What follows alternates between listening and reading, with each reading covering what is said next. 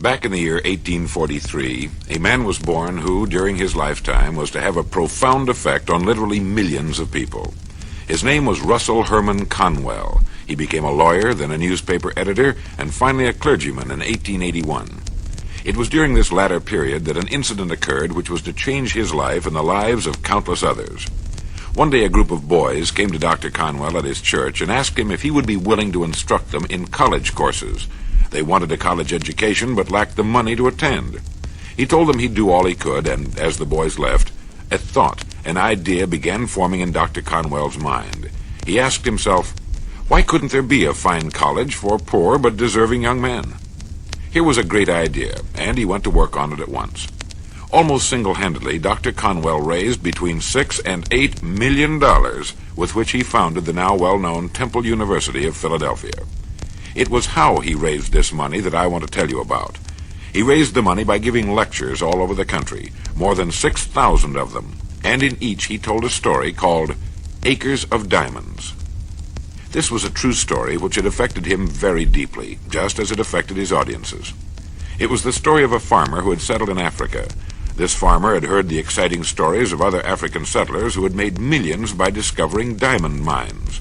Realizing the African continent was rich in diamonds, the farmer could hardly wait to sell his farm and search for diamonds himself. He spent the rest of his life wandering the vast African continent, searching for the gleaming gems which brought such high prices on the markets of the world, but without success. Finally, in a sudden fit of despondency, broke and desperate as I remember the story, he threw himself into a river and drowned.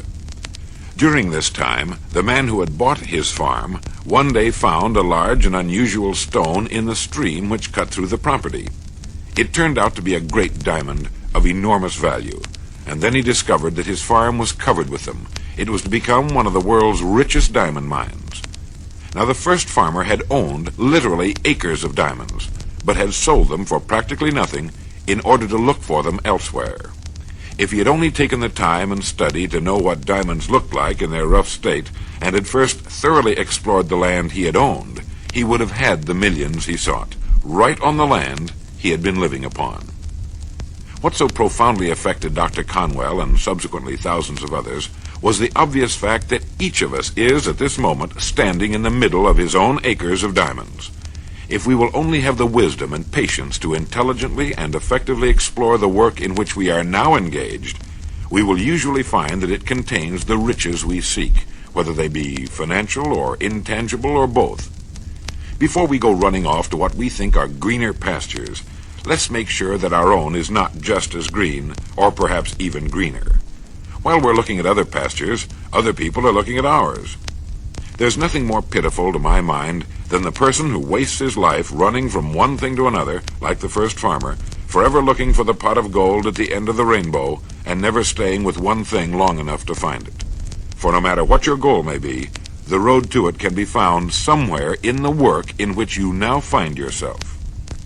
It wasn't until he was completely paralyzed, for example, and was forced to reach into the resources of his mind, that a Wisconsin farmer got the idea of producing exceptionally good meat products on his farm, and one of the country's largest meat-packing companies was born. His farm contained acres of diamonds, too. He had just never seen them before. A paper salesman found a dirty drinking glass in his hotel room and gave his company the idea of manufacturing paper cups, an idea that solved his financial problems for life.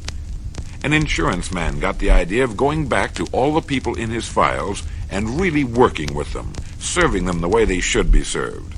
That year he wrote an additional $700,000 of insurance, made the $1 Million Round Table, and found he no longer had to approach cold prospects, that by working with the people he had already sold and on their referrals, he had acres of diamonds right in his filing cabinet. A man out west amassed a fortune with a single small gas station.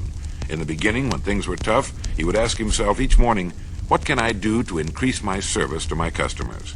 He still asks that question of himself each morning when he gets up, and while he could have retired years ago a wealthy man, he continues to dominate the business in his area by thinking of new and better ways to be of service.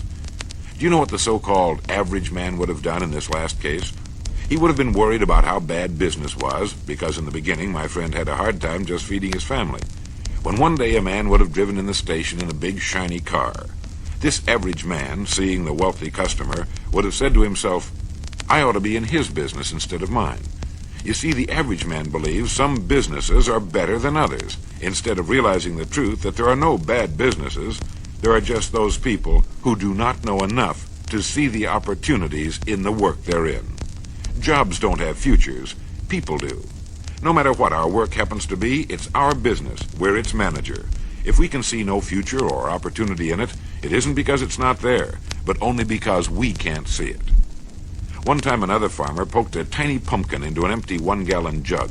The pumpkin grew until it completely filled the jug and could grow no more. When it was ripe, the farmer broke the glass jug and had a pumpkin which had assumed the jug's exact shape.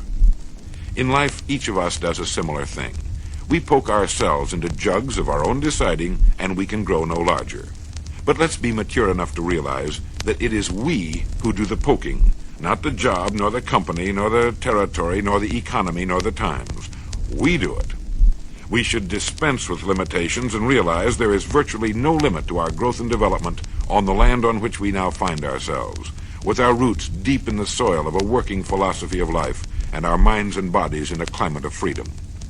People who become outstanding at their work are those who have seen their work as an opportunity for growth and development and who have prepared themselves for the opportunities which surround us every day.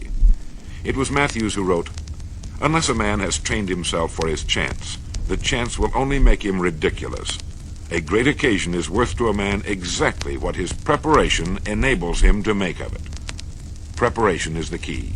It is becoming so good, so competent at what we're now doing, we'll actually force the opportunities we seek to come our way, as come our way they will.